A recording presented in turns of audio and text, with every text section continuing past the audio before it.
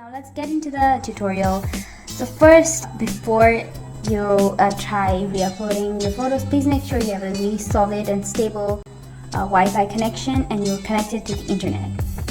So more often than not, when this issue of not being able to upload photos, posts or videos occurs, it's mostly because you're not connected to the internet. So first check that, and the second thing you do is go to Play Store and search for the Instagram app and make sure it's up to date. And sometimes, because older versions have more bugs, if you're really older version of the app, this error might occur.